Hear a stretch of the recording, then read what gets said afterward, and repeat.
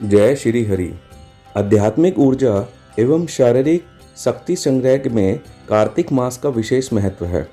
इसमें सूर्य की किरणों एवं चंद्र किरणों का पृथ्वी पर पड़ने वाला प्रभाव मनुष्य के मन मस्तिष्क को स्वस्थ रखता है। इसलिए शास्त्रों में कार्तिक स्नान और कथा श्रवण महात्म्य पर विशेष जोर दिया गया है। महात्म्य का अर्थ है श्रेष्ठता। इसमें 35 अध्याय है। प्रथम अध्याय में ब्रह्मा जी का उत्तम व्रत जो शरद पूर्णिमा का होता है उसका वर्णन है। तो आइए शुरू करते हैं प्रथम अध्याय। नैमिषारण्य तीर्थ में श्री सूत जी से 28,000 शौनकादि ऋषियों ने कहा कि हे ब्राह्मण देव, इस घोर कलयुग से रक्षा करने हेतु कोई सरल उपाय कहें। श्री सूत जी बोले कि हे ऋषियों, भगवान के चरणों में आपकी भक्ति देखकर अब मैं आपको कार्तिक मास की कथा विस्तार पूर्वक सुनाता हूँ, जिसका श्रवण करने से मनुष्य के सभी पाप नष्ट हो जाते हैं और अंत समय में बैकुंठ धाम की प्राप्ति होती है। सूत जी ने कहा, श्री कृष्ण जी से अनुमति लेकर देव ऋषि नारद जी के चले जाने के पश्चात सत्यभामा प्रसन्न होकर भगवान कृष्ण से बोली, हे प्रभु, मैं तो धन्य हुई, मेरा जन्म सफल हुआ। मुझ जैसी त्रिलोक्य सुंदरी के जन्मदाता भी धन्य हैं, जो आपकी सभी स्त्रियों के बीच में आपकी परम प्यारी पत्नी बनी। मैंने आपके साथ नारद जी को वह कल्प वृक्ष विधि पूर्वक दान में दिया, परंतु वही कल्प वृक्ष मेरे घर लहराता है। यह बात मृत्युलोक में किसी को ज्ञात नहीं है। हे त्रिलोकीनाथ, मैं आपसे कुछ पूछने की इच्छुक हूँ। मुझे आप कृपया करके कार्तिक महात्म्य की कथा विस्तार पूर्वक सुनाइए, जिससे मेरा हित हो और जिसके करने से कल पर्यंत भी आप मुझसे विमुख न हो।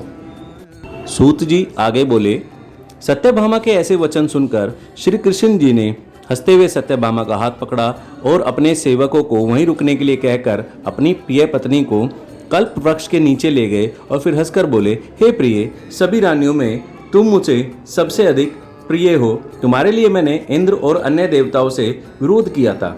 हे कांते, जो बात तुमने मुझसे पूछी है उसे सुनो।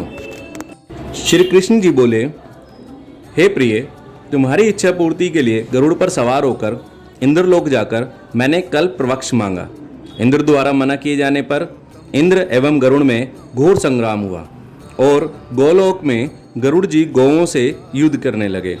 गरुड़ जी की चोंच की चोट से उनके कान और पूंछ कटकर गिरने लगे, जिससे 3 वस्तुएं उत्पन्न हुई। कान से तंबाकू, पूंछ से गोभी और रक्त से मेहंदी बने। इन तीनों का प्रयोग करने वाले को कभी मोक्ष नहीं मिलता। तब गौओं ने क्रोधित होकर गरुड़ जी पर वार किया, जिससे उनके 3 पंख टूटकर गिर गए। इनके पहले पंख से नीलकंठ, दूसरे पंख से मोर और तीसरे से चकवा चकवी उत्पन्न हुए। हे प्रिय, इन तीनों का दर्शन करने मात्र से ही शुभ फल प्राप्त हो जाता है। ये सुनकर सत्यभामा ने कहा, हे प्रभु, कृपया मुझे मेरे पूर्व जन्म के विषय के बारे में बताइए। मैंने पूर्व जन्म में कौन कौन से दान, व्रत व जप किए हैं, मेरे स्वभाव कैसा था, मेरे जन्मदाता कौन थे और मुझे मृत्युलोक में जन्म क्यों लेना पड़ा। मैंने ऐसा कौन सा पुण्य कर्म किया था जिससे मैं आपकी अर्धांगिनी हुई। श्री कृष्ण ने कहा, हे प्रिय, अब मैं तुम्हारे द्वारा पूर्व जन्म में किए गए पुण्य कर्मों का विस्तार पूर्वक वर्णन करता हूँ। पूर्व समय में सतयुग के अंत में मायापुरी में अत्रि गोत्र में वेद वेदांता का ज्ञाता देव शर्मा नामक एक ब्राह्मण निवास करता था। वह प्रतिदिन अतिथियों की सेवा, हवन और सूर्य भगवान का पूजन किया करता था। वह सूर्य के समान तेजस्वी था।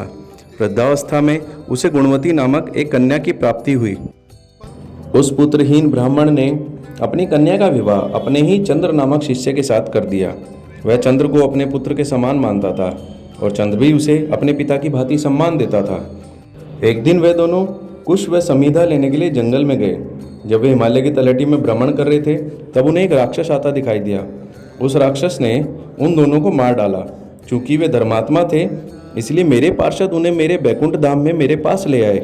उन दोनों द्वारा आजीवन सूर्य भगवान की पूजा किए जाने के कारण मैं दोनों पर अति प्रसन्न हुआ। गणेश जी, शिव जी, सूर्य व देवी, इन सब की पूजा करने वाले मनुष्य को स्वर्ग की प्राप्ति होती है। मैं एक होता हुआ भी काल और कर्मों के भेद से 5 प्रकार का होता हूँ। जैसे एक देवदत्त, पिता, भ्राता आदि नामों से पुकारा जाता है। जब वह दोनों विमान पर आरूढ़ होकर सूर्य के समान तेजस्वी रूपवान चंदन की माला धारण किए हुए मेरे भवन में आए तो वे दिव्य भोगों को भोगने लगे। कार्तिक महात्म्य का प्रथम अध्याय यहीं समाप्त होता है। दूसरे अध्याय को हम कल सुनेंगे अगले वीडियो में। अगर आपको हमारी ये प्रस्तुति अच्छी लगी हो तो हमारे चैनल को सब्सक्राइब कीजिएगा। जय श्री बद्रीनारायण।